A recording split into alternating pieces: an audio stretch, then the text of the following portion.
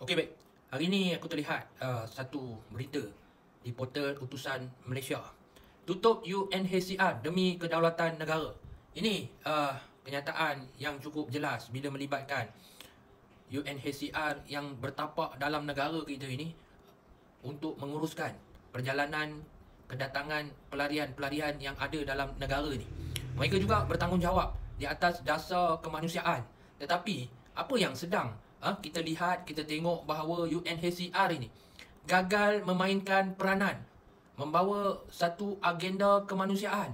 Dan kita nampak bahawa UNHCR ini memberi kesan yang cukup mendalam kepada kedaulatan, keselamatan negara kita.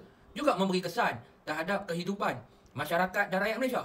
Sebab tu, ini di antara di dalam gesaan dan tuntutan yang akan NGO Panglima mulakan dengan membuat misi membawa 5 tuntutan kepada UNHCR supaya mereka ini bertanggungjawab.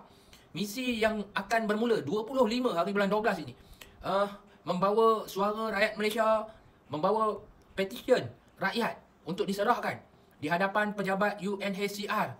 Dan kita boleh tengok, kalau mereka ini gagal melaksanakan tuntutan-tuntutan yang kita buat secara asas, bahawa betul lah mereka perlu menutup saja pejabat UNHCR.